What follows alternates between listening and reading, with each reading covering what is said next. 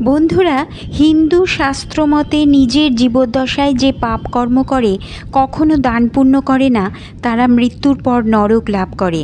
সেখানে নিজের পাপ কাজের জন্য বিভিন্ন দুঃখ কষ্ট ভোগ করতে হয় আত্মাকে। গরুড় পুরাণ অনুযায়ী প্রেতাত্মা যমপুরী পর্যন্ত যাওয়ার পথে আরও 15টি নগর রয়েছে। 1 বছর সময় লাগে যমপুরী পৌঁছতে। তার মধ্যে প্রতি নগরে থাকতে হয় এবং অত্যাচারিত হয়ে এগিয়ে যেতে হয়। এখানে সেই নগরের বর্ণনা তুলে ধরা হলো। মৃত্যুর পর জীবাত্মা যমমার্গে বিভিন্ন যাতনা সহ্য করতে এগিয়ে যায়। এই পথে নানান ভয়াবহ দৃশ্য তাদের মন বিচলিত করে তোলে। পাপকর্ম করেছেন যে জীবাত্মা, তাদের উপর চলতে থাকে অত্যাচার। 17 দিন পর্যন্ত বিলাপ করতে করতে নিজের জীবদ্দশায় যে পাপ কাজ করেছেন এবং কোন কোন পুণ্য কাজ করেননি তা মনে করে কাঁদতে কাঁদতে বিভিন্ন নগরের উদ্দেশ্যে এগিয়ে যান। এই প্রেতাত্মার গন্তব্য যমপুরী, কিন্তু যমপুরীতে পৌঁছানোর আগে 15টি নগর পার করতে হয়, যাতে সময় লাগে 1 বছর।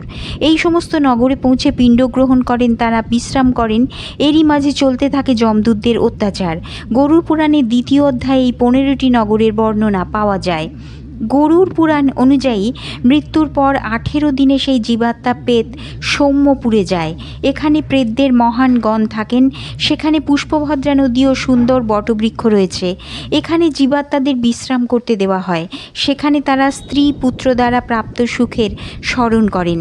এখানে তারা পৌত্রদের দেওয়া মাসিক পিণ্ড গ্রহণ করেন।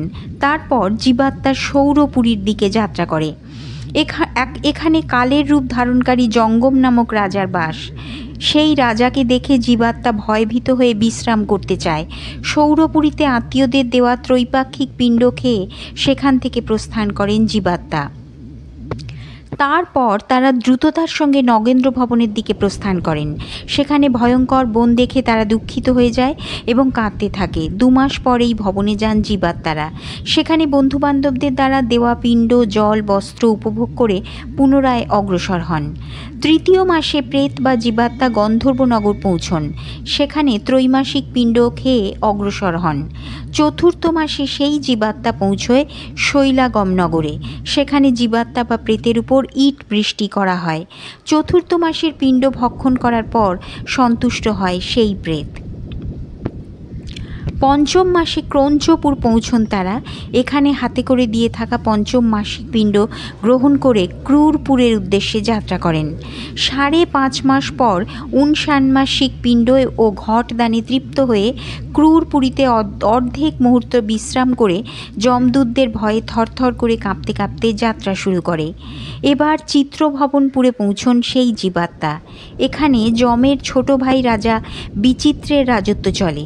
বিশালাকৃতি রাজাকে দেখে জীবাত্মা ভয় পেয়ে পালাতে শুরু করে। তখন কৈবর্ত তাকে বলে যে তার সামনে মহা বৈতরণী নদী রয়েছে, তা পার করার জন্য একটি নৌকোর প্রয়োজন। কিন্তু নিজের জীবদ্দশায় তারা কোনো দান পুণ্য করে থাকলে তখনই সেই বৈতরণী কাছে আসে, না হলে প্রেতকে বৈতরণী নদীতে ফেলে দেওয়া হয় ও তার মুখে বড়শি গেঁথে জলের মধ্য দিয়ে টানতে টানতে নিয়ে যাওয়া হয়। এখানে ষান্মাসিক পিণ্ড খেয়ে ক্ষুধার্ত অবস্থায় বিলাপ করতে করতে এগিয়ে চলে। 7ম মাসে প্রেতাত্মা ব্রহ্মপদপুরের উদ্দেশ্যে রওনা হয়। এখানে 7ম মাসিক পিণ্ড খেয়ে দুঃখদপুর নামক পুরের উদ্দেশ্যে যাত্রা করেন। আকাশপথে যাওয়ার সময় দুঃখ পায় সেই জাতক। ব্রহ্মপদপুরে 8ম মাসের পিণ্ড ভক্ষণ করার পর 9ম মাস পূর্ণ হলে নানক্রন্দপুর লাভ করে। নানক্রন্দপুরে বহু সংখ্যক ক্রন্দগণদের দেখে সেই প্রেত কাঁদতে শুরু করে। 10ম মাসে সেই প্রেত সুতপ্ত ভবন নামক নগরে পৌঁছয়। সেই প্রেত সেখানে পুত্রদের দ্বারা দেওয়া পিণ্ড ও জল পেয়েও তারা শান্ত হয় না। 11 মাস পুরো হওয়ার পর সেই প্রেত রৌদ্রপুর যায়।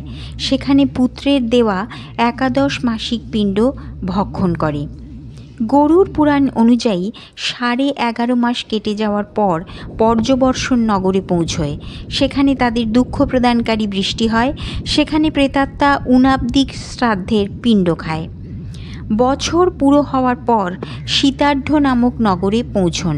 সেখানে প্রচণ্ড ঠান্ডা পড়ে।